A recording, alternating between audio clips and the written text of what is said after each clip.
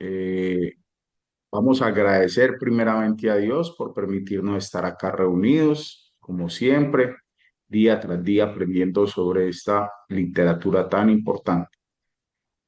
Un clima sabroso acá en la ciudad de Medellín, aunque está lloviendo mucho en todo el país.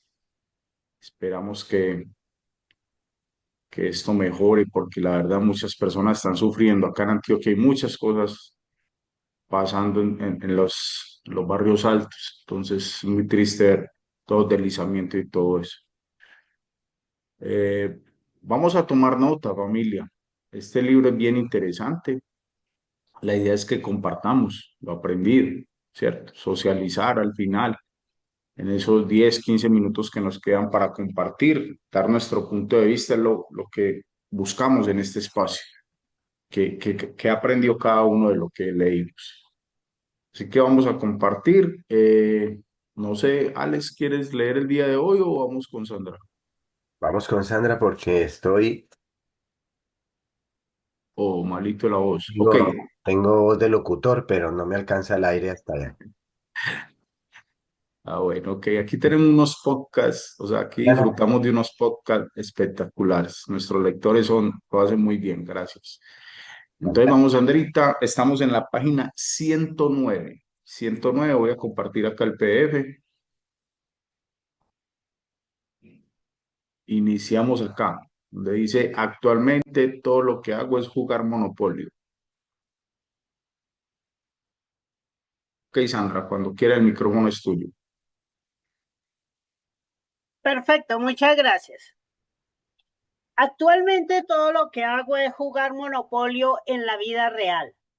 No importa cuán rico sea, sé que siempre puedo mejorar y para mí mejorar mi juego es mucho más importante que el dinero. La importancia del golf. Aunque no soy un gran golfista, he aprendido mucho acerca de los negocios y de la naturaleza humana en el campo de golf. Mi carrera como golfista empezó cuando tenía 8 años. Mis padres solían llevarnos al campo en la isla grande de Hawái, donde visitaban a un viejo amigo. Como a cualquier niño, me aburría permanecer en la sala de estar entre los adultos, así que salía para buscar algo que hacer. En el pórtico de la casa de su amigo había un juego de palos de golf. Tomé un drive de la bolsa y empecé a golpear con él las piedras que estaban en el camino que llevaba a la casa. Después de maltratarlo, tomé uno de sus hierros y seguí golpeando piedras. Ni qué decir que al amigo de mis padres no le emocionó mi debut en el golf. A los 12 años retomé el juego. Asistí a una escuela primaria repleta de niños ricos y la mayoría de los pobres y la mayoría de sus padres pertenecían al country club. Mi padre y mi padre rico no pertenecían a él porque ninguno era rico en esa época. La única manera en que el hijo de mi padre rico, Mike, y yo podíamos entrar al campo era juntándonos con nuestros amigos ricos cuyos padres eran miembros. No pasó mucho tiempo antes de que el head professional del country club nos dejara claro que estábamos abusando de su hospitalidad. Nos dijo que si nuestros padres no eran miembros no podíamos jugar. En ese momento Mike y yo empezamos la primera negociación importante en nuestras vidas. De alguna manera conseguíamos que el head profesional nos permitiera ser miembros del country club. A cambio de la membresía debíamos fungir como caddies en número determinado de round al mes. Nuestros padres quedaron perplejos cuando les dijimos que éramos miembros del country club a los 12 años, un club que ellos no podían pagar. Entre los 12 y los 18 años, Mike y yo jugamos golf y trabajamos como caddies siempre que teníamos la oportunidad. Muchas veces al terminar la escuela, Mike y yo pedíamos a los automovilistas que nos acercaran al country club. Trabajamos como caddies para cumplir con el trato y jugábamos cada vez que podíamos. Con el tiempo, el trabajo de caddy se convirtió en buena fuente de ingresos. Recibíamos $1 por bolsa cada 9 hoyos. Pronto cargábamos 2 bolsas, cada uno por 18 años. Ay, hoyos. Lo que sumaba $4 al día. Era mucho dinero en esa época. A los 15 años, Mike y yo habíamos ganado lo suficiente para comprar tablas de surf, así que jugamos el golf por el momento. 2 razones para jugar golf. En la actualidad juego golf ocasionalmente. Lo hago principalmente porque Kim es una apasionada del juego. De hecho, juega en los tees para hombres y me supera. Lo que no es bueno para mi ego masculino. Mi desempeño como golfista es más bien modesto. Obtengo entre 85 y 95 en mis días buenos y menos en los malos. No practico como se debería. Aunque el golf no me apasiona, hay 2 razones por las que es esencial para quienes desean ser ricos. 1. Los juegos reflejan el comportamiento. La mayoría de los golfistas estarán de acuerdo en que la virtud del golf es que es un espejo, un reflejo de las pautas de comportamiento auténticas de la persona. A menudo, cuando quiero saber con quién estoy haciendo negocios, invito a la persona a jugar golf. En esas ocasiones, el resultado me preocupa menos que su manera de jugar. Algo a lo que presto atención es la manera en que golpean la pelota. Tiran fuerte para proyectar la pelota lo más lejos posible o lo hacen de manera controlada. ¿Hacen trampa? ¿Mienten respecto a su marcador o mueven la pelota sin usar los palos? Hace un tiempo el amigo de un amigo quería que yo invirtiera en su compañía. Después de revisar sus finanzas, lo invité a jugar golf. Él aceptó encantado y al poco tiempo nos vimos en su country club. Aquel sábado no me preocupaba su puntuación. Yo estaba ahí para ver cómo jugaba. Era un golfista muy bueno que hacía tiros rectos y potentes. Todo iba bien hasta que uno de sus tiros cayó en el road cerca del green. Seguramente pensó que yo no estaba atento, pues lo vi mover la pelota. Como el pasto era alto, necesitó 2 golpes para salvar el roach y salir al green. Cuando le pregunté su marcador, me dijo que era 1 sobre par.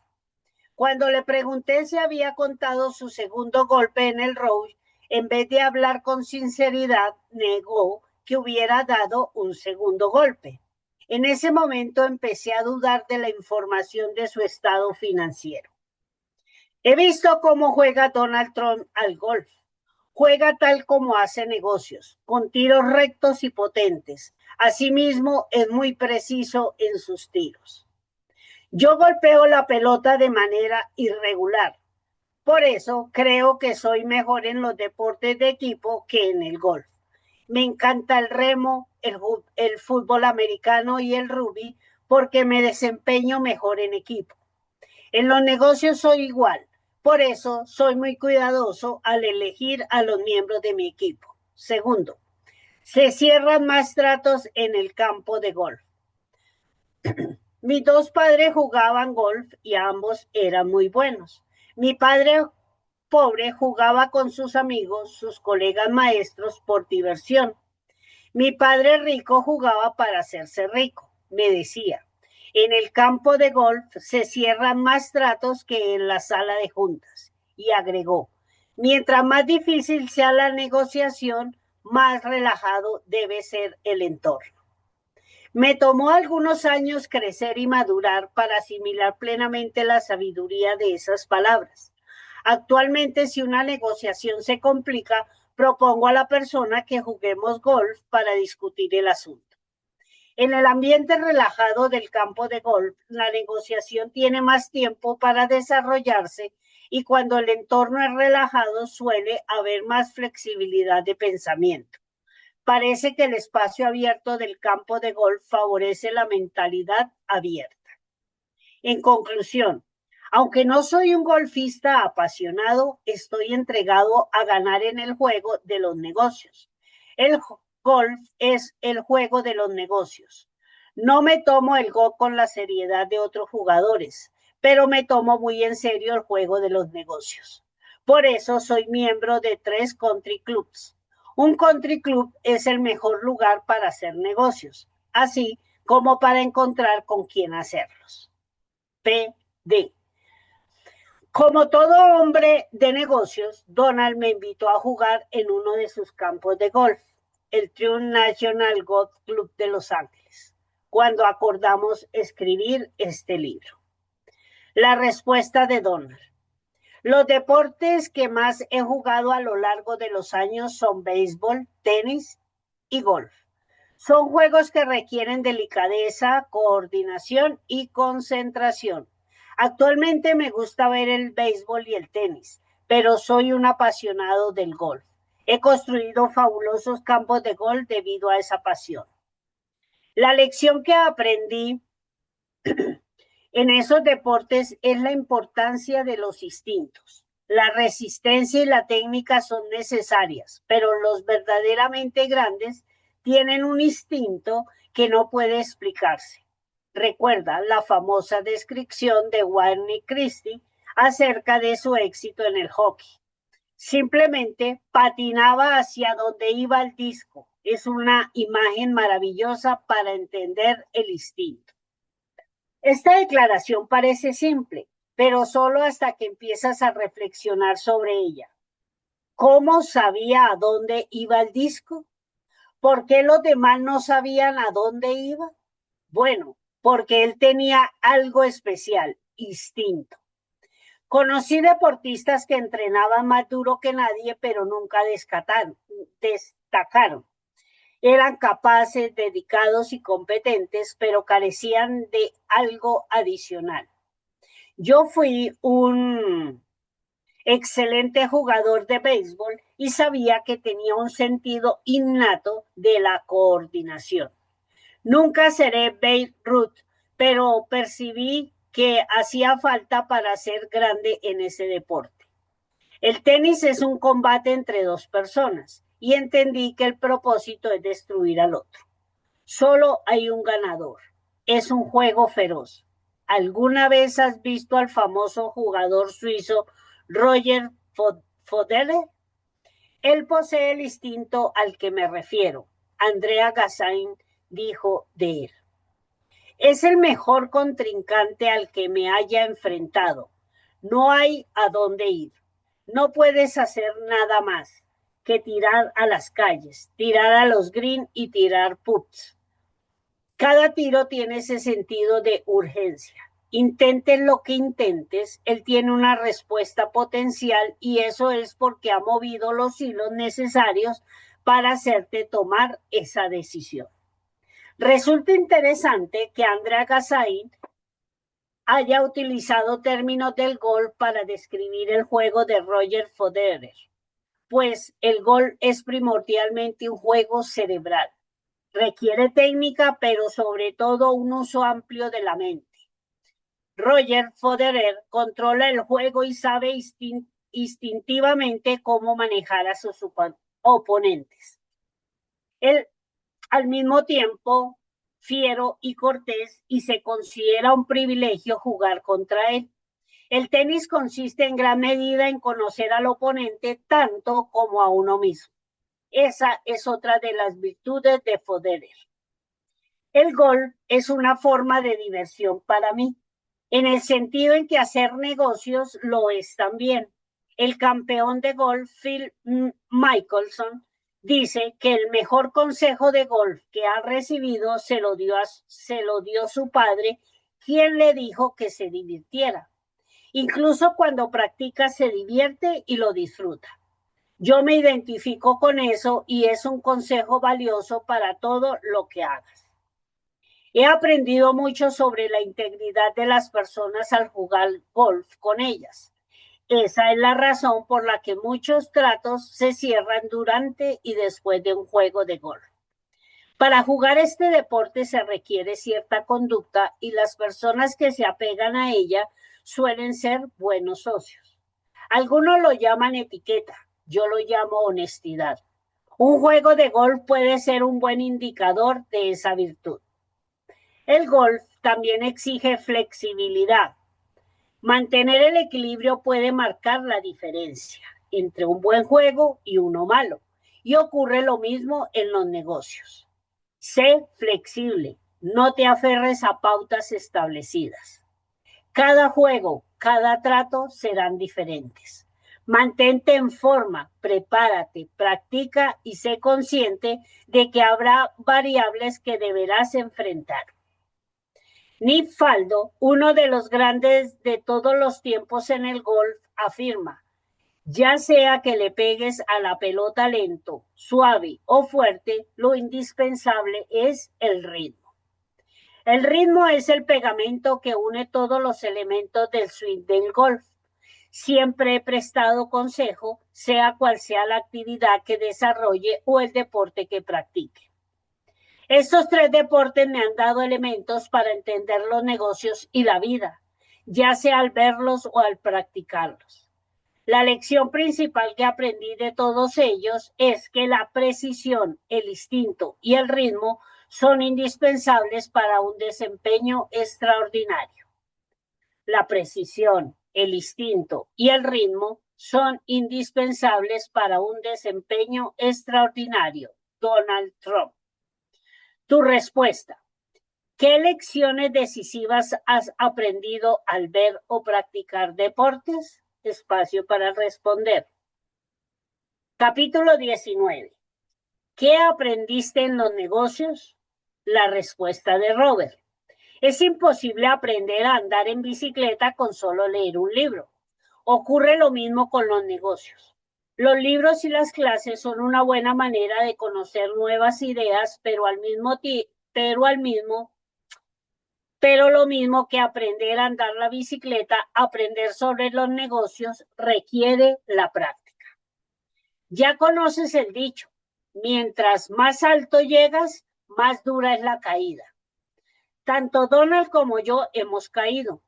La suya fue una caída mucho más grande y más sonada. La mía no fue tan grande ni tan sonada, pero no por ello menos dolorosa. Después de recibir mi capacitación de ventas en Xerox, 2 amigos y yo fundamos el negocio de carteras de nylon y velcro para surfistas. Por desgracia, el negocio resultó un éxito arrollador. Digo por desgracia porque el éxito se nos subió a la cabeza. Éramos 3 muchachos solteros de 20 y tantos años que nos habíamos anotado un gran éxito. Nuestros productos aparecieron en la revista Running World, GQ e incluso Playboy. Un día, uno de mis socios apareció en un flamante Mercedes 450 SL.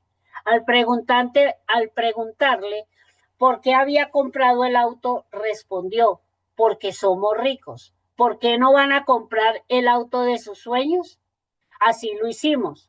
Larry compró un 450 SL como John y yo un Porsche Targa plateado con interiores en negro. Probablemente conozcas el resto de la historia. Manejábamos autos rápidos y salíamos con mujeres aún más rápidas. Pero el negocio, que había crecido rápidamente, cayó más rápido. En menos de 3 años pasamos de pobres a ricos y de ricos a muy pobres. Tuvimos éxito, pero estábamos terriblemente endeudados debido a nuestras pérdidas. Si te interesa conocer más sobre las muchas lecciones que he aprendido como empresario, te sugiero leer Antes de renunciar a tu empleo, Aguilar 2007. Este libro contiene mucha información valiosa para empresarios. Es informativo y divertido al mismo tiempo. Cuando nuestros ingresos aumentaron, pensamos que nuestro IQ financiero lo haría también. En realidad, lo único que aumentó fue nuestra estupidez. Aquel fracaso fue uno de los muchos momentos cruciales que he vivido en los negocios. La bancarrota y la pérdida de casi $1.000.000 fue una llamada de atención. Hasta aquel momento no era partidario de la educación, no la creía importante. En la escuela estudié lo mínimo necesario para aprobar y estaba satisfecho de ser un alumno de C. Y mi padre pobre me decía frecuentemente, avanzas a base de zapatos lustrados y sonrisas. Luego de aquel fracaso financiero, a los 30 y tantos, entendí que me estaba quedando atrás en la curva del aprendizaje. Veía a las personas de mi edad más aventajadas en la vida simplemente porque habían tomado en serio su educación y su profesión. Aquel fracaso me hizo comprender que debía convertirme en alumno para estudiar como no lo había hecho antes. En vez de huir de mi fracaso, dediqué varios años a reconstruir el negocio. Quise hacerlo para aprender de mis errores. ¿Qué pasé por alto? ¿Qué no observé? Se dice que la sabiduría que da la experiencia es irrefutable. Para mí no solo fue irrefutable, sino dolorosa. Tuve que hacer frente a todas las mentiras que me había dicho a mí mismo y a los demás. Luego de pocos años de humildad, el negocio de las carteras de nylon se puso de nuevo de pie. Era exitoso y rentable. Fue la mejor capacitación en negocios y la mayor lección de humildad que he recibido. En 1980, durante ese proceso, asistí a un seminario donde se presentaba el doctor Buckminster Fuller.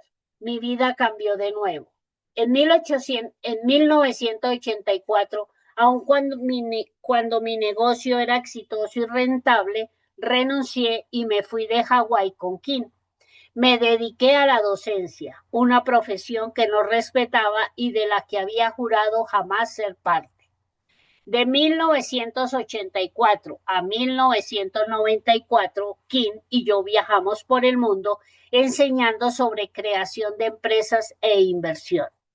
En 1994, gracias a que pusimos en práctica lo que enseñábamos, nos retiramos libres financieramente. Kim tenía 37 años y yo 47. Durante 2 años estuve recluido en las montañas del sur de Arizona, cerca de un pueblito llamado Bisbee, donde desarrollé el juego Cash Flow y escribí Padre Rico, Padre Pobre. En 1996 salió al mercado el juego Cash Flow y el 8 de abril de 1997, en mi cumpleaños 50, se presentó Padre Rico, Padre Pobre en una pequeña fiesta en la casa de Sharon y Michael Letter. A mediados de la década de 2000, me llamó uno de los productores del programa de Oprah Winfrey. Subí al escenario para conversar con Oprah y el resto es historia. Así pues, la pérdida de aquel negocio de carteras de nylon y velcro para surfistas fue un momento crucial de mi vida. De no ser por eso, tal vez no sería alumno ni maestro. Luego de aquel fracaso financiero a los 30 y tantos, entendí que me estaba quedando atrás en la curva del aprendizaje. Veía a las personas de mi edad más aventajadas en la vida, simplemente porque habían tomado en serio su educación y su profesión. Aquel fracaso me hizo comprender que debía convertirme en alumno para estudiar como no lo había hecho antes. Robert Kiyosaki. La respuesta de Donna: ser visionario. Quisiera contarles sobre uno de mis éxitos en los negocios, uno que tardó 30 años en desarrollarse. Así como nosotros analizamos el futuro de la economía para estar preparados, la revista New York, en su edición de junio de 2006 llamada 2016, La Tierra del Mañana, hace una predicción de cómo será Nueva York en 10 años. Recuerdo el escándalo que provocó anteriormente cuando hablé de construir Trump Place en el Upper West Side de Manhattan, a orillas del río Hudson. Es un hermoso complejo de 16 edificios residenciales y un parque.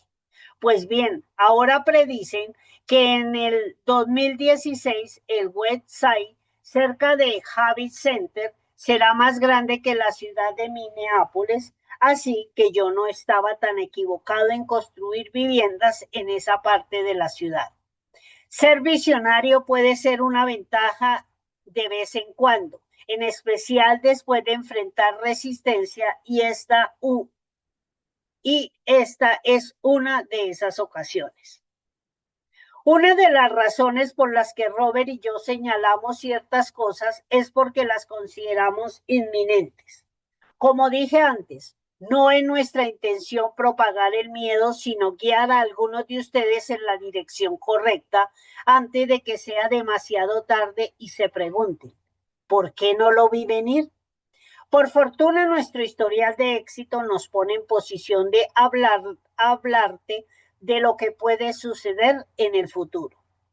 Yo tuve que ser muy obstinado con aquella urbanización del website que acabo de mencionar. De hecho, esperé 30 años para verla realizada, pero sabía que sería importante para el futuro de Nueva York. Conozco a esta ciudad y tuve razón. Piensa en Mark Burnett. Vio una dirección nueva para la televisión y también sufrió años de rechazo. La gente simplemente no entendía lo que quería hacer, pero él insistió porque sabía que tenía razón.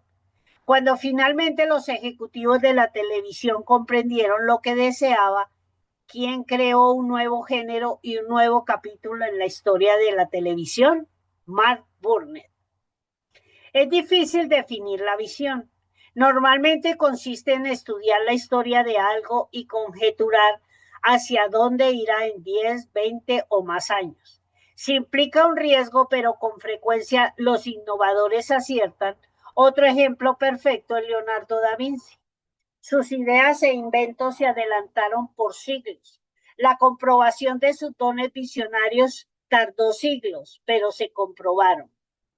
Thoreau dijo, si construiste castillos en el aire, tu trabajo no tiene por qué desaparecer. Ahí es donde deben estar. Ahora coloca debajo los cimientos. La visión sigue siendo visión hasta que te concentras, haces el trabajo y la plantas en la tierra donde puede ser de provecho. Recuerdo la frustración que sentía Robert al ver que muchas cosas que le resultaban claras no lo eran para otras personas. Dijo que la peor parte era cuando parecía que los demás no querían escuchar nada al respecto.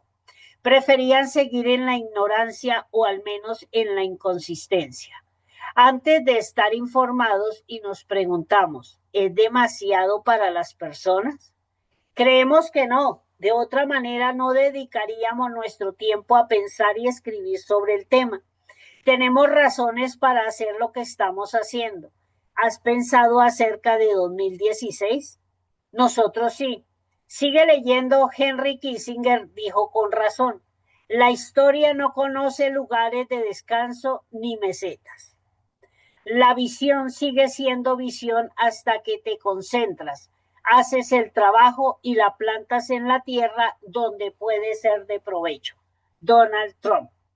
Tu respuesta. ¿Qué has aprendido de tus éxitos en los negocios y de los éxitos de otras personas? Espacio para responder. ¿Eres dueño de tu propio negocio? Si no es así, ¿te gustaría hacerlo? ¿Qué ingredientes considera los más importantes para el éxito de tu negocio? Espacio para responder. ¿Qué admiras de los dueños de negocios exitosos que conoces? Espacio para responder.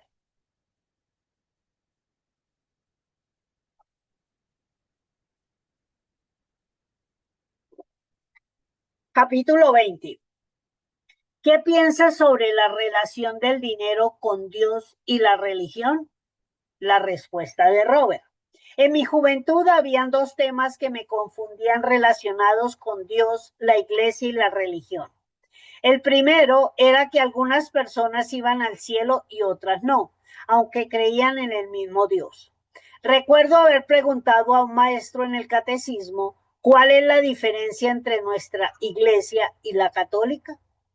Yo tenía 8 años y asistía a la iglesia protestante a la que pertenecían mis padres. Me sorprendí cuando mi maestro dijo, bueno, los dos creemos en Jesucristo, pero los católicos no van al cielo. La respuesta me dejó anonadado. Cuando pregunté por qué, el maestro simplemente dijo, no pertenecen a la iglesia correcta. Preocupado y más confundido, pregunté a mi compañero de clases católico si podía acompañarlo a su iglesia. Durante los meses siguientes asistí a una iglesia católica y descubrí que la congregación estaba formada por personas buenas que creían en el mismo Dios en que creía mi familia. Dejé de asistir al catecismo y pregunté a mis padres si en lugar podría investigar acerca de las religiones de mis compañeros de clase. Ellos estuvieron de acuerdo. Durante los días siguientes pregunté a mis compañeros a qué iglesia pertenecían y les pedí que me permitieran acompañarlos a sus servicios religiosos. Asistí a iglesias o templos luteranos, metodistas, evangélicos, budistas y sintoístas. En el pueblito donde crecí no tenía compañeros judíos ni musulmanes, pero después asistí a servicios religiosos en sinagogas y mezquitas. Todavía me preocupa que haya tantas personas que creen seguir la religión correcta y que los demás pertenecen a religiones equivocadas. Creo firmemente en la libertad religiosa. Por eso me preocupa que haya quienes digan que solo ellos irán al cielo y que son los únicos que siguen al Dios verdadero. Tal vez por esto ha habido tantas guerras religiosas. En mi opinión, la idea de una gran guerra santa es un oxímoron. Fe en Dios. En Vietnam adquirí una fe muy firme en un poder superior. Hubo muchas ocasiones en que mi muerte o la de un amigo parecían inminentes, pero milagrosamente escapábamos ilesos. En los negocios estoy convencido de que si trabajo con honradez y cumpliendo una misión, un llamado, la energía de un ser supremo trabajará en mi favor. Creo que si engaño, miento o no soy franco, reduzco el poder de eso que los indios norteamericanos llaman el Gran Espíritu.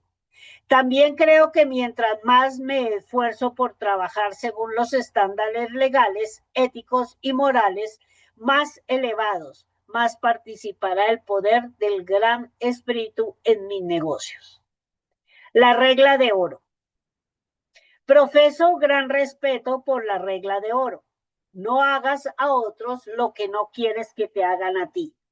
Cuando me siento ofendido, enojado o culpo a los demás, en lugar de tomar represalias, me pregunto, ¿cómo me gustaría que me tratara esta persona en este momento? Eso no quiere decir que siempre haga lo que sé que tengo que hacer, pero al menos lo considero. Por ejemplo, hace tiempo tuve una riña con un amigo. Me gustaría que me llamara para disculparse, por lo que yo debería llamar primero y disculparme. Pero sigo resistiéndome y no lo he llamado para aclarar el malentendido. Encuentra tu camino. Me gusta que la religión hindú llama Dharma, que tiene que ver con seguir por voluntad propia el sendero que un ser supremo ha establecido para nosotros. Cuando decidí enseñar y dedicarme a una profesión a la que mi corazón quería dedicarse, mi vida cambió drásticamente. En Antes de renunciar a tu empleo, mi libro sobre creación de empresas, escribí sobre mi decisión de ser maestro y toda la buena fortuna que he disfrutado desde que tomé esa decisión. Uno de los regalos que recibí del cielo fue que mi esposa Kim llegó a mi vida en el momento en que decidí enseñar. Tengo una gran fe en Dios, en un poder más elevado. Solo cuestiono algunas creencias que las religiones tienen acerca de Dios y de quién tiene el acceso al cielo. En mi opinión, nuestra tarea principal es lograr que la vida en la tierra te parezca lo más posible a la vida en el cielo. La segunda confusión. La segunda confusión se relaciona con Dios y el dinero. Todavía recuerdo que la madre de un amigo, quien era muy rica, siempre llegaba a la conclusión de que el dinero era malo. Yo me preguntaba por qué si pensaba eso, no daba todo su dinero a la iglesia a la que asistía. No sabía si querer ser rico era contradictorio a Dios. Incluso me preguntaba si los pobres iban al cielo y los ricos no. Esta confusión entre Dios y el dinero me atormentaba. La respuesta la encontré en un campamento de verano organizado por la iglesia cuando llevaron a un joven ministro para la juventud. Todavía recuerdo el día que llegó al campamento. Los líderes de mayor edad quedaron boquiabiertos al verlo llegar con una guitarra colgada a la espalda, pantalones de mezclilla, playera y botas vaqueras. Debe tomarse en cuenta que esto ocurrió en Hawái a principios de los 60 y los únicos que vestían así eran los delincuentes juveniles de las películas. Por supuesto, los muchachos les agradó inmediatamente. En vez de sermonear y decirnos qué hacer y qué no, el joven ministro nos hizo cantar y bailar. En vez de enseñarnos a sentirnos avergonzados o culpables, nos enseñó a sentirnos bien con nosotros mismos. El ministro principal de la iglesia tenía la apariencia de un frijol seco y a menudo nos advertía sobre los peligros potenciales de la carne. Así, cuando llegó el joven y alegre ministro, la tensión entre ambos se hizo evidente. Durante una de nuestras fogatas nocturnas, formulé algunas de mis típicas preguntas sobre el dinero.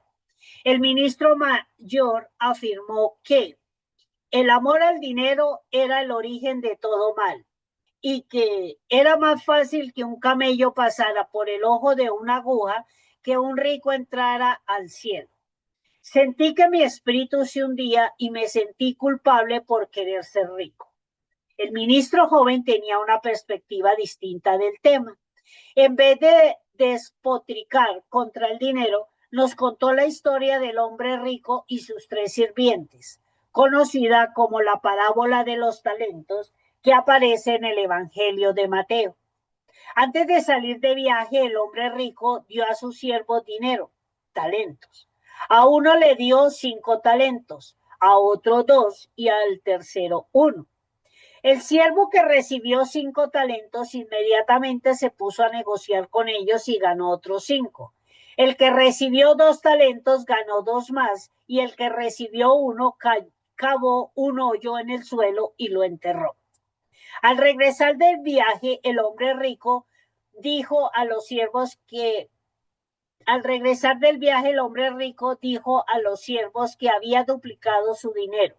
Bien hecho, siervo bueno y fiel. En lo poco me has sido fiel. Al frente de lo mucho te pondré. Entra en el gozo de tu Señor. En esa parte de la historia, el ministro joven dijo: fíjense en las palabras. Entra en el gozo de tu Señor. ¿Qué creen que significa? Varios aventuramos respuestas hasta que una joven dijo: nuestro Señor quiere que seamos ricos. A nuestro Señor le agrada que seamos ricos cuando compartimos en este mundo de abundancia. El joven ministro sonrió, pero no respondió y dijo: permítame leerle lo que dijo el sirviente que enterró su talento. Diciendo esto, puso a un lado la guitarra, abrió su Biblia y leyó la respuesta del siervo. Señor, sé que eres un hombre duro, que cosechas donde no sembraste y recoges donde no esparciste. Por eso me dio miedo y fui y escondí en tierra tu talento. Mira, Aquí tienes lo que es tuyo. El joven ministro alzó la vista para ver si seguíamos escuchando y dijo: el siervo afirmó que su señor era un hombre duro y que por eso no hizo nada. ¿Quieres decir que culpó a su señor?, preguntó la misma joven. El joven ministro de nuevo sonrió y leyó la respuesta del señor: siervo malo y perezoso. ¿El señor lo llamó malo y perezoso?, preguntó otro de los que estaban alrededor del fuego. ¿Porque no multiplicó su dinero? ¿Quiere decir que lo llamó malo y perezoso porque no multiplicó su dinero? El joven ministro solo sonrió y continuó leyendo. ¿Sabías que yo cosecho donde no sembré y recojo donde no esparcí? Debías, pues, haber entregado mi dinero a los banqueros y así, al volver yo, habría cobrado lo mismo con los intereses. Quitarle, por tanto, su talento y dáselo al que tiene los 10 talentos. Entonces el Señor recompensó al siervo que ganó más dinero, dije yo. ¿Acaso es eso lo que entiendes?, preguntó el joven ministro. Eso me parece, dije. Eso significa que mientras más dinero gane, más recibiré. El ministro joven solo sonrió y rasgó su guitarra suavemente. ¿El señor de esta historia es Dios?, preguntó otro joven. ¿Y nosotros los siervos? ¿Dios recompensa más a los ricos que a los pobres?, preguntó otro más. Si Dios es el señor de la historia, ¿Dios recompensa al rico y castiga al pobre?, preguntó el joven que estaba sentado a mi lado. Para entonces el ministro mayor movía la cabeza de un lado a otro preguntándose cuándo terminaría aquella conversación. El ministro joven solo rasgueaba su guitarra, dejando que nuestros pensamientos se arremolieran en nuestras cabezas, permitiéndonos decidir acerca de la enseñanza de la parábola. Finalmente, mientras el fuego crepitaba y el humo se dispersaba en la noche, preguntó: ¿qué nos dice esto sobre quienes tienen dinero y sobre quienes no lo tienen? ¿Qué opinas? ¿No tienen dinero, son flojos?, preguntó un joven sentado frente a mí al otro lado de la fogata. ¿O que quienes no tienen dinero son malos? No, eso no significa, dijo alguien más. Eso sería demasiado cruel. El mundo está lleno de personas pobres. Pero, ¿qué hay de las palabras entra en el gozo de tu Señor? ¿No significa eso que la riqueza da felicidad? No, eso no significa, gritó otro joven campista. Mis padres dicen que los ricos no son felices, que solo los pobres y los buenos pueden ir al cielo. Dicen que el amor al dinero es el origen de todos los males. Muy bien, dijo el ministro joven para calmar la discusión que empezaba a caldearse. Déjeme terminar la lectura. Dejando su guitarra a un lado, terminó la lectura. Porque a todo el que tiene se le dará y le sobrará, pero al que no tiene, aún lo que tiene se le quitará. El fuego crepitaba en el silencio. Nadie dijo nada. Ambos ministros, el joven y el mayor, permanecieron callados. ¿Eso significa que los ricos serán más ricos y los pobres más pobres?, preguntó una joven. Ninguno de los ministros habló. Eso sería injusto, añadió la joven. Dios debería dar a quienes no tienen nada, debería ser generoso con los pobres. Sí, sería justo, dijo otra persona. Es terrible decir que a todo el que tiene se le dará y le sobrará, pero al que no tiene, aún lo que tiene se le quitará. ¿Eso significa que los perezosos son malos?, preguntó una voz suave desde la oscuridad. Por eso, aún lo que tienen se les quitará. La conversación alrededor de la fogata continuó hasta que el fuego se consumió.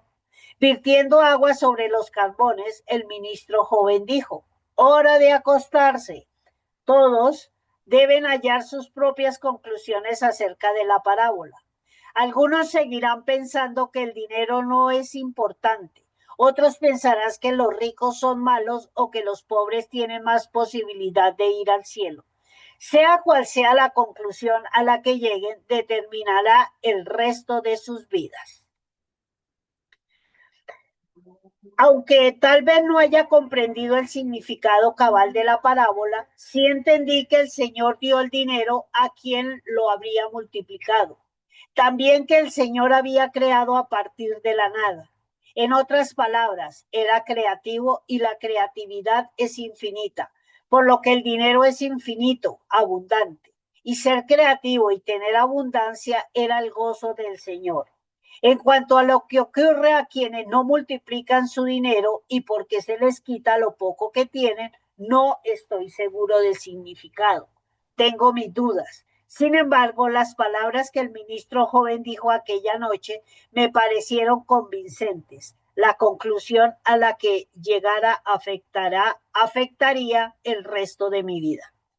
En mi opinión, nuestra tarea principal es lograr que la vida en la tierra se parezca lo más posible a la vida en el cielo. Robert Kiyosaki. Sandra, creo que podemos dejar por ahí. Muchas gracias. Quedamos en la página 118. La diferencia entre Dios y el oro. Página 118. Gracias, Sandra. Me veías, me Hey, veías. familia. Saluda a las 24 personas acá conectadas el día de hoy. Vamos a iniciar escuchando a Alex, que ya pidió la palabra. Sé que su aporte va a ser bien importante. Gracias, Giancarlos. Un saludo para todos. Buongiorno. Sí, quiero comentar los apuntes que puse en el chat. No hay negociación pequeña. Me hizo acordar de Manuel Moraes cuando dijo, no hay puntaje pequeño. Si tú esta semana haces 50 puntos, son tan valiosos como si hicieras VIP 600, porque representa eh, el hacer, el hacer un pedido Ya y... estaba ya. Ya está. Ok, ok, feliz Ven día. aquí, ya me Sandra, invitaste ya. Ya está. foto contigo. Uno, dos, sí. Eso. Vale, gracias. Que pases bien en el colegio, papá. Bueno, entonces estaba diciendo, porque no interesa ahí lo que se rescata es la acción de saber que se trabaja por la productividad personal en el negocio. Entonces esta frase de que no hay negocio pequeño, cuando hizo empezaba a hacer los niños consiguieron entrar al club con una pequeña acción que emprendieron, encontrar un resultado más grande que muchos adultos que no habían encontrado. Entonces, ahí me hizo pensar en eso, ¿no? Otra, un entorno tranquilo favorece mejores contactos, prospecciones y cierres de negocio. Él habla de que en estos clubes de golf, pues se hace un entorno favorable para los negocios. Y cuando nosotros en el negocio en Ginode aprendemos a crear entornos tranquilos para que la persona escuche, o sea, no es gratis la antesala de los pasos que se dan antes de mostrarle el negocio a alguien. No es gratis, es decir, tiene todo un sentido, tiene un sentido de que se empiece con un fin en mente, tiene sentido de que se establezcan metas y motivos, tiene sentido que se conecte al sistema, que sea producto del producto. Todos estos pasos, antes de llegar al paso, tiene sentido hacer la lista, todo eso es un entorno que crea tranquilidad. Cuando uno no hace esos pasos y se arranca corriendo a querer pensando solo en los puntos, en los combos y en los bonos, a construir de esa manera, no hay un entorno tranquilo porque no hay un interno tranquilo.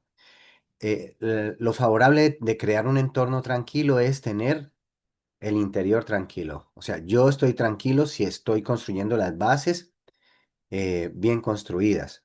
Y voy actuando, ¿no? Voy actuando. Seguir las reglas de juego debe ser intencional. Uno no debe jugar por jugar, ¿no?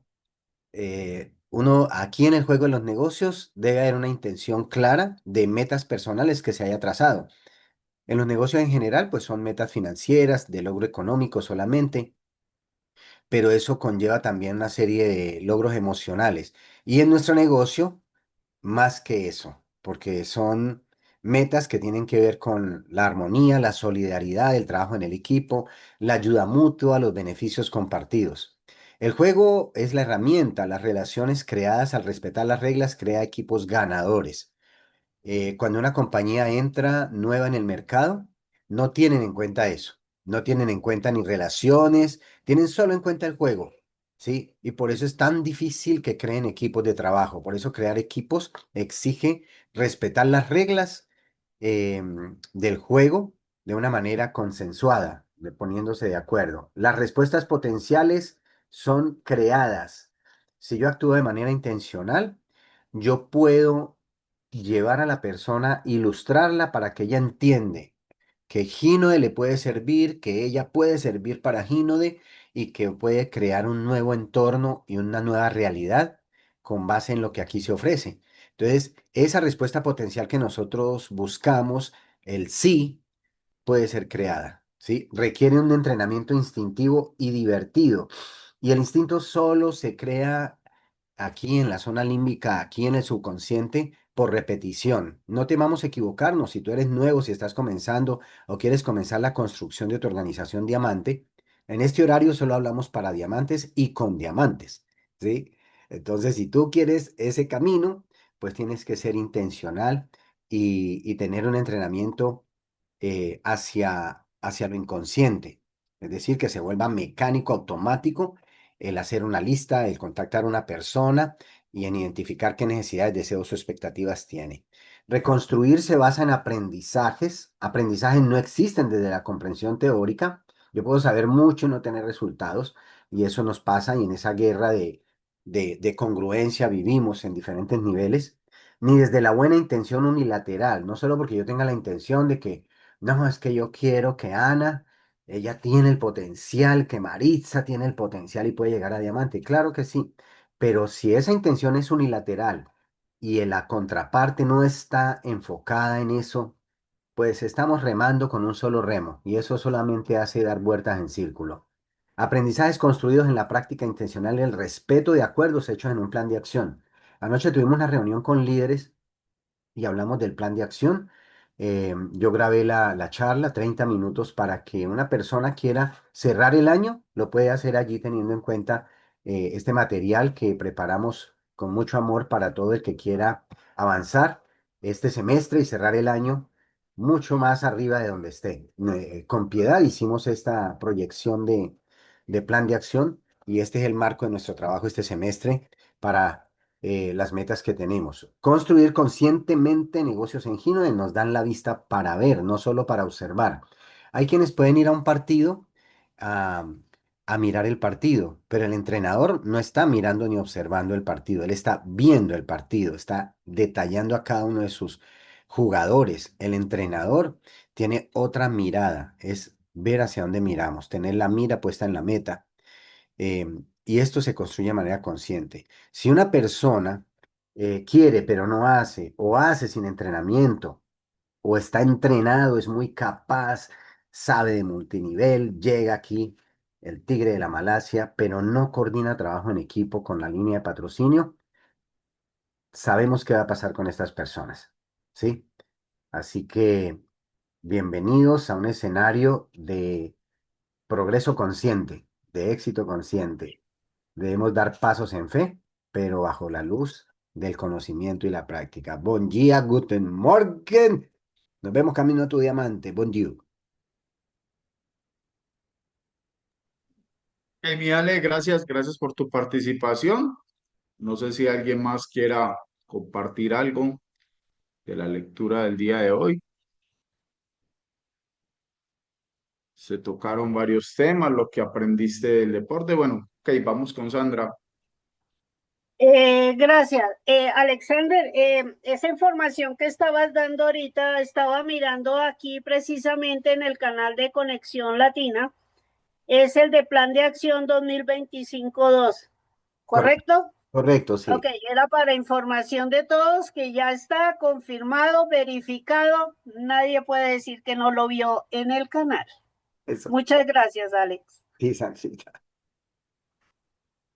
Bueno, y aparte de eso, pues también quería Realmente es un gran libro donde nos deja grandes enseñanzas y donde nos da la información de qué es el tener uno primero la creencia, la fe inquebrantable en todo lo que vamos haciendo y el poder realmente uno eh, el ir avanzando primero, digamos, en esos paradigmas que siempre hemos tenido y poder también transmitir esa gran información a las personas para que sepan cuál es el camino que pueden empezar a seguir, donde se pueden convertir en expertos haciendo uso de esas habilidades o actitudes que han desarrollado en los juegos, como él dice, en los deportes, en las diferentes campos de la vida donde tienen un poco de experiencia y pueden aprovecharse de esa parte para apalancarse en el negocio con realmente el sistema que tanto nos regala Ginode. Y estaba recordando precisamente, me permito, voy a leerlo, que esta mañana estaba leyendo una parte que mandaron de nuestra gran empresa Ginode que dice la ecuación del éxito. Ginode más yo es igual al resultado. Cuando yo me comprometo, cuando yo actúo, cuando yo lidero, Ginode responde. El resultado no depende solo del plan, la promoción o el producto, depende de mí. Ginode pone las herramientas, yo pongo la decisión. Juntos construimos el resultado. Muchas gracias.